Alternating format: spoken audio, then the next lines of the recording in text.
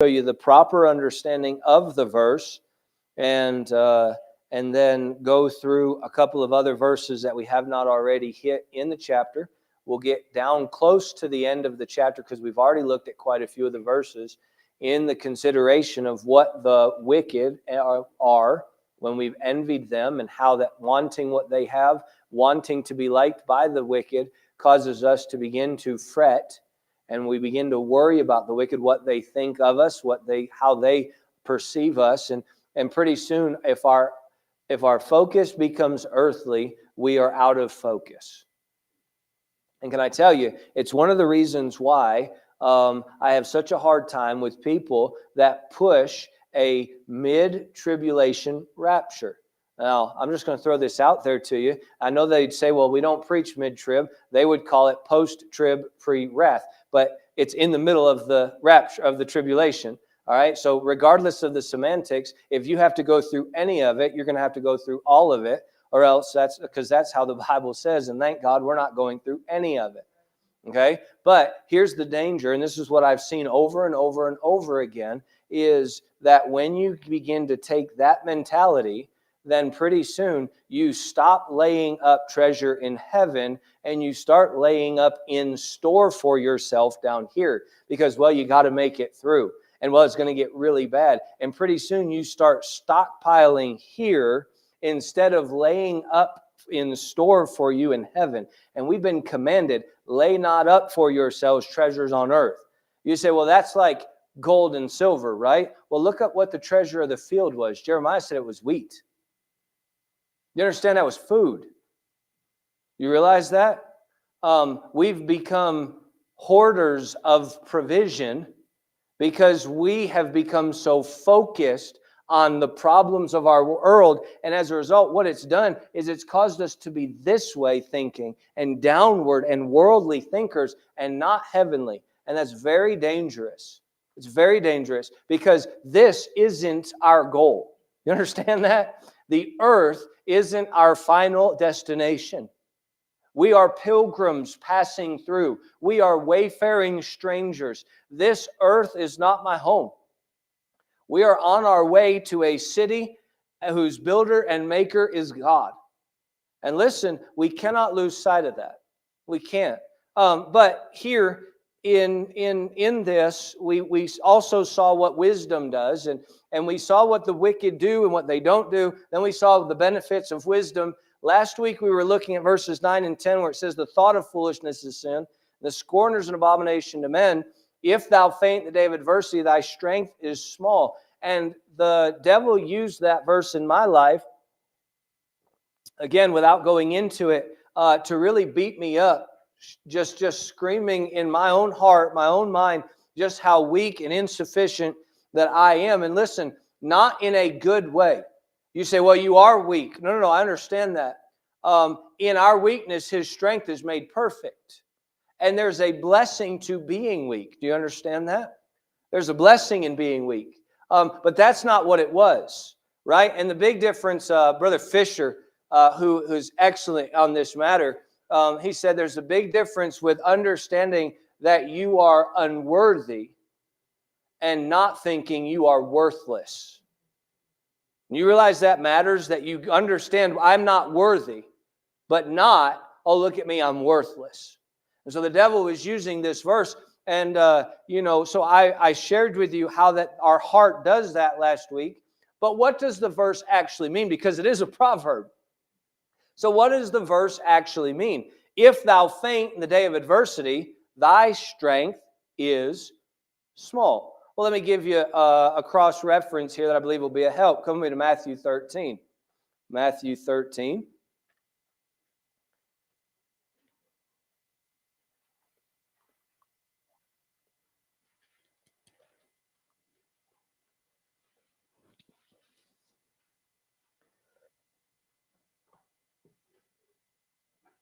If you'll allow me to put the proverb into my own words, it would be something like this. If your resolve or dedication only lasts through perfect conditions, there wasn't much there to begin with. If thou faint in the day of adversity, thy strength is small. A lot of people talk about strength until it's tested, right? I can move anything. Well, there's a big giant boulder. Move that.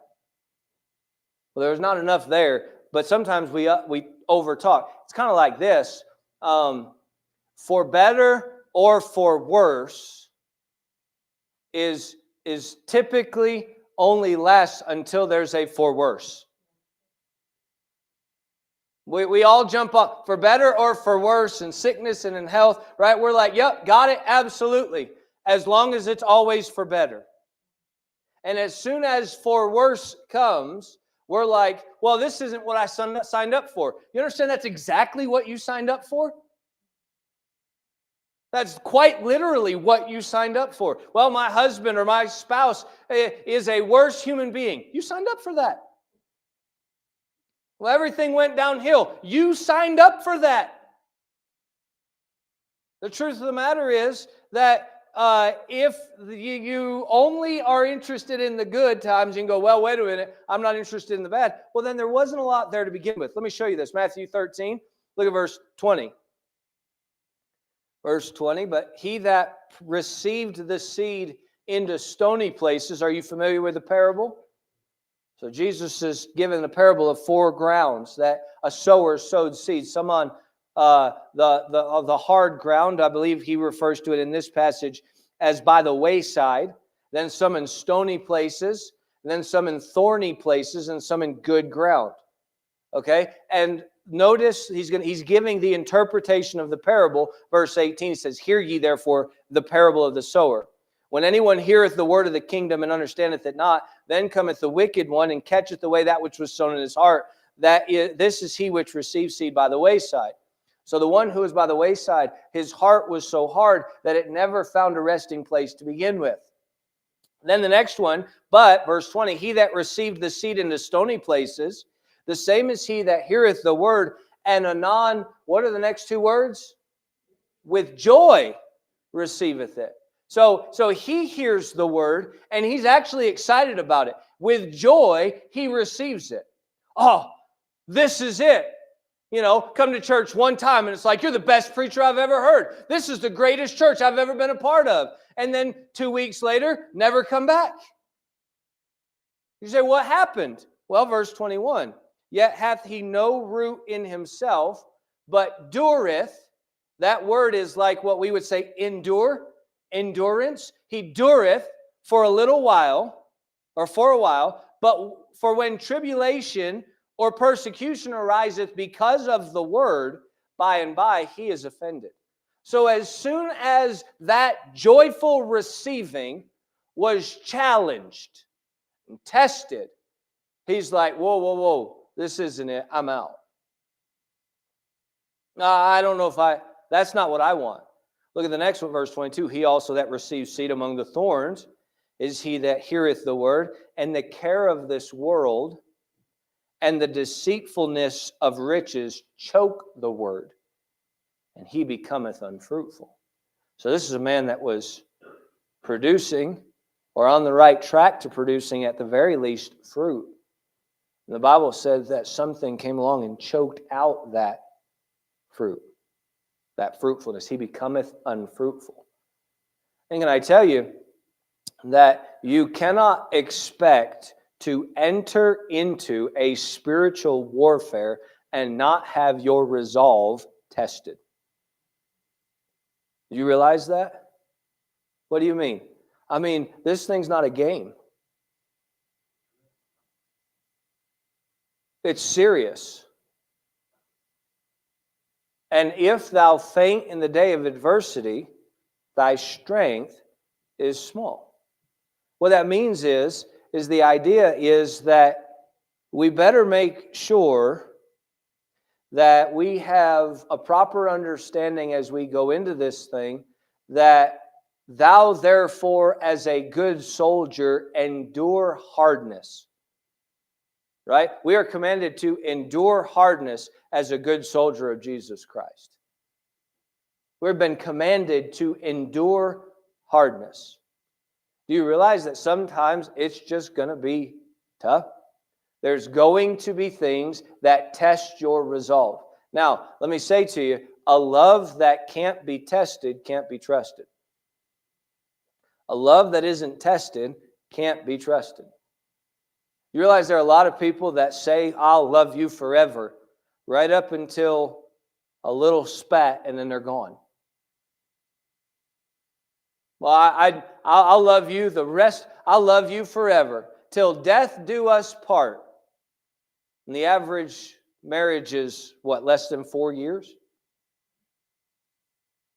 Less than 4 years? I'm glad our everlasting life doesn't correlate to your everlasting love. Y'all understand? I mean, good night. 4 years, that's not a long time.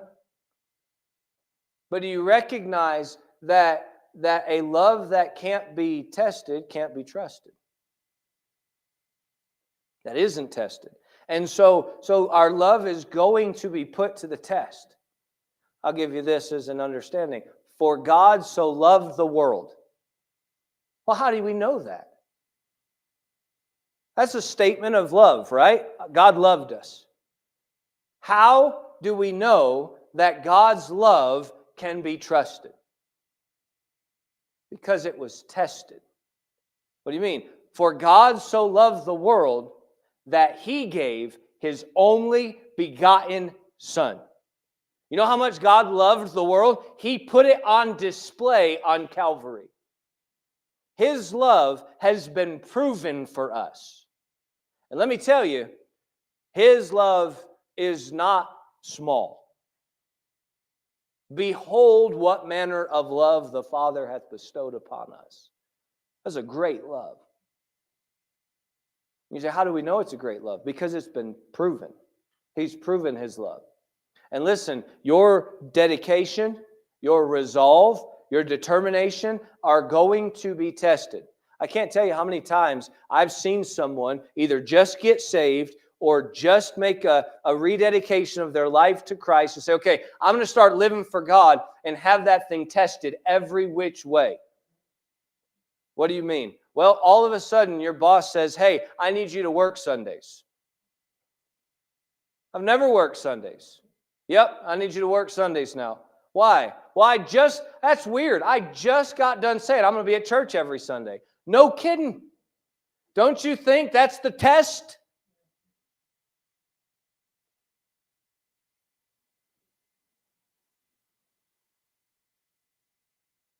Your love will be tested. Your dedication will be tested. And listen, if at the very first sign of adversity, you're gone, there wasn't much there to begin with.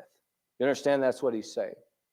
All right? So come back to Proverbs 24.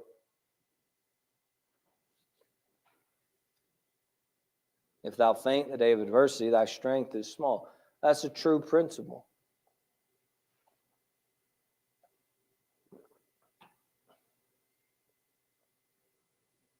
If the first time your wife burns supper, you divorce her, you didn't love her at all. You understand that? If the first day your husband's feet stink, you left him, there was no love there. A lot of people treat church like as long as no one does anything in any way, even remotely wrong to me, I'll stay there. Well, so-and-so did this to me, so I left the church. Like, you realize you don't really love your church if at the first sign of adversity, you bail out. That's not how it works. Well, I'm going to be faithful to my Bible reading. And then the first day we're tired, what do? You say, what is that? Your resolve is being tested. Your love is being tested. It's put on trial. Whether you realize it or not, it's being tested. I'll never forget. I was having a conversation with someone this week. I'll never forget. I was offered a position, actually the one I moved here with. I was offered a position at an attorney's office 6 months, I guess it was, before we left Virginia. Hey, come work for me. I said, I will, but you got to know I'm leaving. Not a problem. Come work for me. All right. I went, worked for him 6 months. Hey, I told you I was leaving this date. We're out of here. Not a problem. You can work from Colorado. Great. Went out here within 3 months. That wasn't working out. We got to let you go. Do you understand? The next time we were in Colorado, actually my wife was there. I wasn't even there. He goes, the attorney, he's like, any chance you guys are willing to come back? I'll buy you a house. I'll do whatever it takes to get you to come back. That was profitable for me. I'll make it profitable for you. You say, what is that? Well, look, when you're having money problems and somebody offers to buy you a house, right? And increase the salary, it's like, hey, listen, that's not, I didn't move here for that. I moved away from there because of this. And then, wouldn't you know it, my old boss in construction calls me up and says, hey, we need a superintendent on these jobs. I'll have you making all kinds of money if you'll just come to work for us. I told him, I said, well, that's going to be really hard to make it there every Monday when I'm preaching here on Sunday. He goes, no, you'd have to move. I was like, exactly. It's not an option. Why? What is that? It's the testing of the resolve. You understand? It's not always going to be easy. And it's not going to be that way on purpose. You have to know that. It's amazing how you never get the opportunities until you make the commitment to not, and all of a sudden, I don't know. I'll tell you what, you want an example of this? You can prove this. You ready? Go ahead and quietly decide. Pick a day this month and fast. You know what'll happen? Inevitably, somebody's going to ask you to go out to eat with them and they're going to pay that day. While you're fasting and can't eat. Oh yeah, you're like, nobody ever asked me out to eat. I promise you, fast, it'll happen. It's like, are you kidding me? Why? Why of all days would you want to go that day or right now while I'm fasting? Hello, it's not them wanting to be friends with you. It's the devil seeing how serious you are.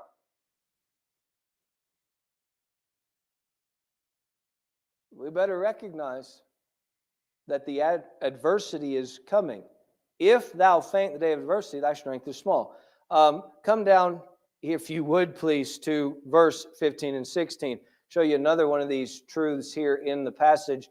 And this is one that the principle is here, but the reason behind it have often overlooked. And look at verse 16. Verse 16 says, for a just man falleth 7 times, Proverbs 24:16, and riseth up again. But the wicked shall fall into mischief. How many of you have ever heard me quote that before? For a just man falleth 7 times and riseth up again. You understand there's a reason why that 4 is there? Look at verse 15. Go back to verse 15. I'll give you what this is saying. He's a warning the wicked. Lay not wait, O wicked man, against the dwelling of the righteous. Spoil not his resting place. So the warning is to the wicked. O wicked man, he's giving a warning. Lay not wait against the righteous. He tells them, look, don't spoil not his resting place. Why? For a just man riseth 7 times. All right, for a just man falleth 7 times and riseth up again. You know what the warning is? It's to the wicked. Here it is. We've always pushed this to the righteous. I know I have. Most of the preachers I've ever heard have. But do you understand it's actually a warning to the righteous or to the wicked?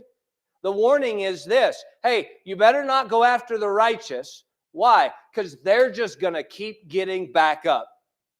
That's the warning. It's not to the righteous. It's actually a warning to the wicked. Meaning this, it is assumed of the righteous that no matter how many times you knock them down and knock them down and knock them down, they just keep getting back up. Look, don't waste your time trying to take out the righteous. Why? Because they're going to fall 7 times and pop back up. That's what the verse means. It's like they weeble wobble, but they won't fall down. How many of you are too young to understand the reference? Don't lie, Lisa. You don't have no clue what it's about, do you? I didn't think so. That was probably where I figured the marker was. Do you know what it is? No, even the capes don't know. Oh, my goodness. Google it later. Do you know? No? Hi, I'm your pastor. I'm getting old. Anyway, just some of you are already Googling it. That's fine. Hey, listen, we push this. We've pushed this as an encouragement, as an admonition to the righteous. Get back up. But do you understand? It's an assumed thing that the righteous are going to just keep getting back up and moving forward. It's not an admonition to get back up. It's the assumption that that's just what the righteous will do. That's incredible. That really is. You say, why? Because if thou faint in the day of adversity, thy strength is small. That's the connection. You got to see it. It is implied. It is imperative that you understand that this is just what the righteous do. What do you mean? I mean, we don't worry about whether or not it's easy. We just do what's right. You say, well, what happens if it all falls apart? Well, you get up tomorrow and do it again. You say, how can you be so confident? Because it's what God said to do. And so the wicked decide, we're coming after you. We're going to destroy your life. What are you going to do? My life's not mine. It's His. And so they knock you down. I mean, they take it all from you. Well, what are we going to do? What do you mean? There's no option. Well, what do you mean? Well, we're just going to get up and keep going. And you understand when the wicked look at the righteous and they see the just man that has been knocked down 7 times just getting back up, at some point you're like, I don't believe this guy. What on earth is that? That's what success is. Success isn't never falling down. You've never been successful at riding a bike if you've never fallen down. You understand? The very best, the very best of the best. I'm talking about Olympic. Do they have them in the Olympics, or is it the X Games? Whatever it is, X Games. When they're doing all those crazy, weird stunts in the air, those guys can do stuff on bicycles and skateboards that nobody else should be able to do. In fact, some of them are doing tricks for the very first time it's ever been seen in a competition that's never been done before. You know how many times they do that and fall down and do it and fall down and do it and fall down? In fact, when they're practicing, they practice now in big giant foam pits and they fall on purpose. Because if you don't fall the first time, you're not trying it hard enough. You're not pushing it far enough. And we go, man, that's crazy. No, what I'm trying to get you to see is that it's not about the falling down. It's about the getting back up. And it's implied in the passage that there's an assumed understanding that the just man is just going to keep getting back up. So what happens if we've been knocked down? You ever had life knock the wind out of your sails? You ever have that happen? Just out of nowhere, it's like a gut punch to the heart. Ugh. What are we going to do? Well, take a minute, catch your breath.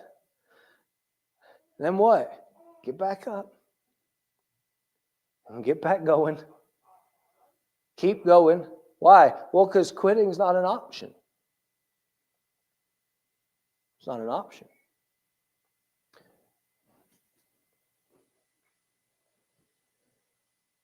I think it's very interesting the way verse 16 ends, because remember, this is an admonition to the wicked man, is it not? Look at verse 15. Lay not wait, O wicked man, against the dwelling of the righteous. Spoil not his resting place, for a just man falleth 7 times and riseth up again. I like this. But the wicked shall fall into mischief. Isn't that interesting? Here's this one who's trying to get this one and just can't seem to get him. Okay? This is the biblical illustration of this, and I'm going to quit tonight. We're done. Here was a Jewish man outside of a gate of the king. His name was Mordecai.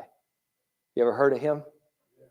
And there was a wicked man, Haman, who did not like Mordecai because Mordecai refused to bow down to Haman. Refused to. And Haman started getting higher in status and prestige and popularity and favor with the king. And so he assumed that a Jew of no status and no popularity and no favor with the king, he just made the assumption, you should bow down to me. And so he goes after Mordecai. He goes after Mordecai. And Haman starts attacking him. He devises a plan. He wants to hang him on a gallows. He starts building that. Interestingly enough, if Haman had gone after just Mordecai alone, who knows if we'd ever even heard the story. But his anger and his rage, he just couldn't let this one thing go so much that it caused him to be consumed by it. Now he wants to kill the whole Jewish race. This is in the book of Esther, by the way. You can read these events. Really happened. And what takes place in this is he begins to try to go after him. And so one day, the king can't sleep. You know who gives sleep? You know who can take it away? So God has taken away the sleep of the king. And he's reading in the book of Chronicles. Not our book of Chronicles, but the books of the Chronicles of the kings of Persia. And he's reading in their book of Chronicles what all the kings have happened. And he reads and he finds out that one day there was a plot against the king's life. And actually that this man, Mordecai, had heard of the plot and warned the king about it and actually saved the king's life. And so he asks the question, he's like, hey, what did we ever do to reward that guy? And they're like, nothing. The king's assumption is we had to have done something, right? They're like, nothing. So the next morning, Haman comes in to the king and he's like, Haman, I got to ask you a question. He goes, yeah. He goes, what should be done to whom the king delighteth to honor? And Haman's immediate mind was, who would he want to honor more than me? You talk about arrogant, right? I mean, he's like, so this is what he devises. He's like, this is what I want. Well, I think, king, you should do this. Give him your robe. Put a ring on his finger. Give him your horse. Make it like as if he's the king for the day. And then have somebody, one of your very best servants. I mean, one of your highest ranking members in your court. Have him walk before this guy and say to everyone, this is what happens to the man in whom the king delighted to honor. And Haman the king hears that. He goes, what a great idea. And Haman's like, oh, it's coming. Yes, it's going to happen. And the king goes, there's a Jew outside the gate. His name's Mordecai. I need you to go do that to him. And since you're the highest ranking member in my court, I want you to go before him and tell everybody this is what happens to the man whom the king delighted to honor. So here's this man who hates him, hates Mordecai, and wants to kill him. So he goes after him. He's building a gallows. And then he gets the king to devise a plan to kill all the Jews. And while all that's going on, wouldn't you know it, every time he seems to get one over on old Mordecai, he just pops back up. And without Haman ever even knowing, Mordecai's niece, who he raised as his daughter, is the queen. Queen Esther. Why? Because every time he's tried to knock him out, the just man just kept rising. I mean, got him down for the count. What's he doing getting back up? And that day, Haman, in shame, has to go before Mordecai. Now, remember this whole status thing? That thing's reversed. But wait, it gets worse for old Haman. Because then Esther says, King, I'd like to have a special meal with just you and Haman. The queen has now requested him to have a meal. Ooh, this is privilege. And that night, she says, I tell you what, this was so good. Come back tomorrow. Let's do this one more night.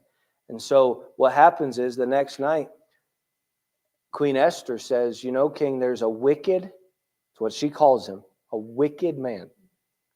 Isn't that what it said here in Proverbs? Is a wicked man wants to kill me and my people. And if all he had wanted to do was put us into slavery, I wouldn't have said anything about it, but he's going to wipe us all out.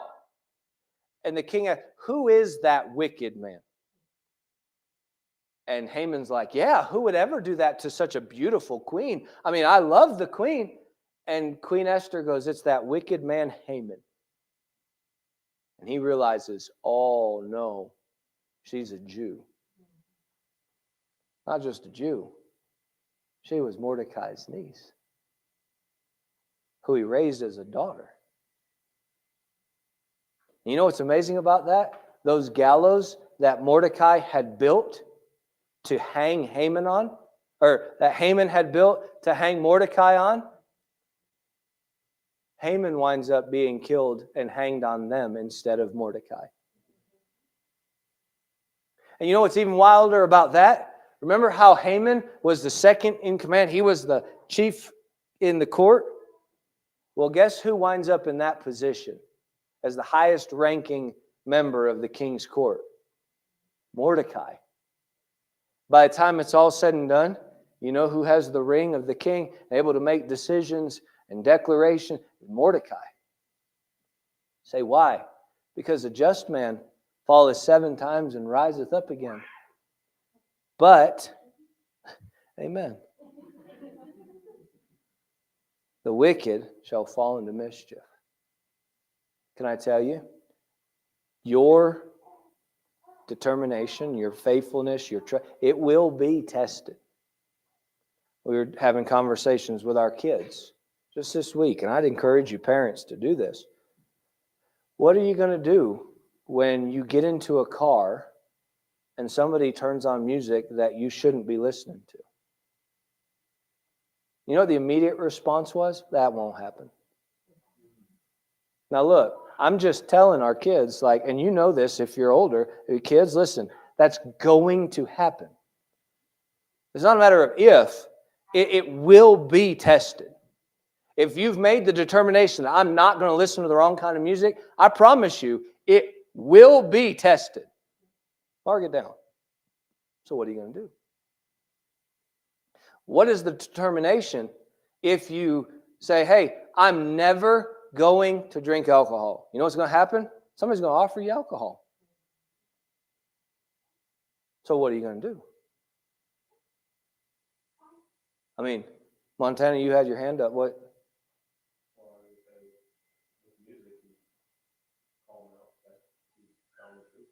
Absolutely. Absolutely. So what we said was simply, hey, do you mind not listening to that? But what happens when they say, it's my car? I'll listen to whatever I want. How far is your resolve willing to go? Are you willing to say, please let me out, I'll walk from here? Please let me out, I'll get a ride. I'll call my parents.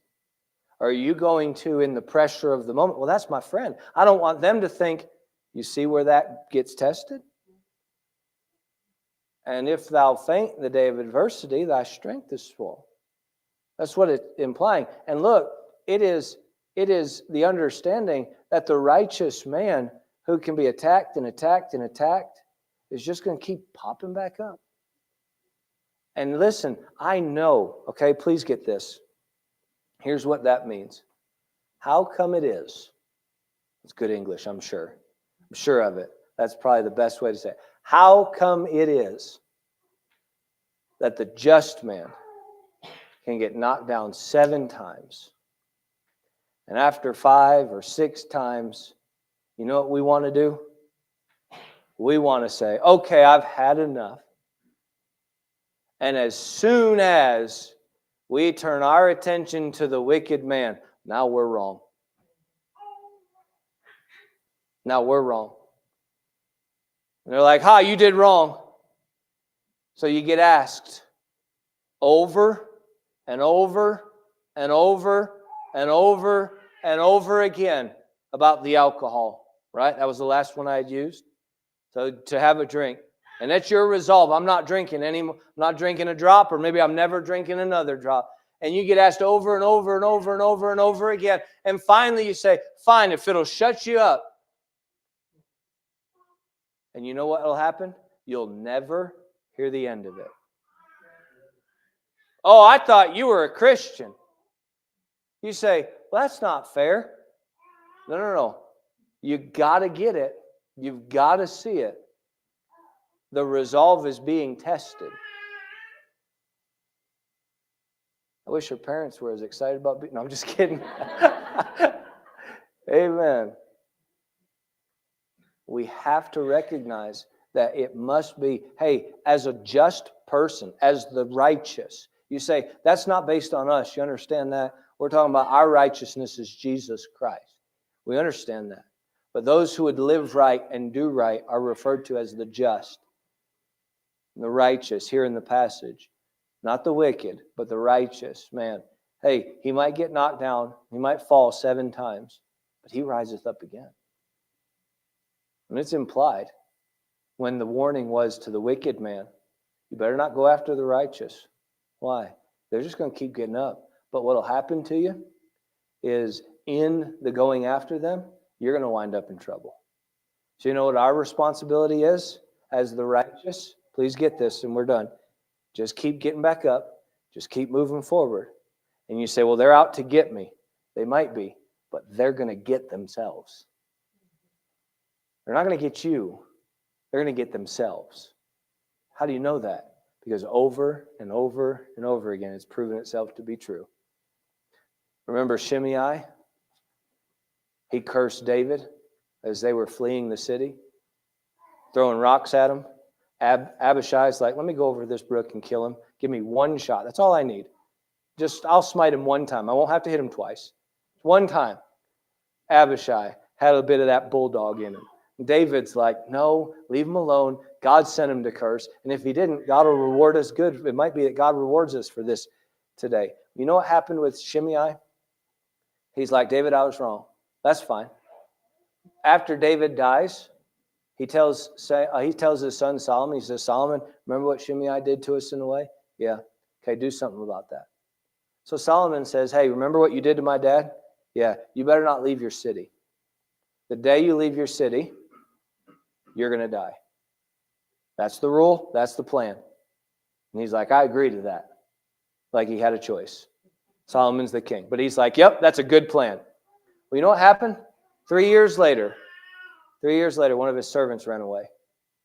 And he went after him. Left the city. Say, why is that? Why would you leave the city? Because mischief will befall the wicked.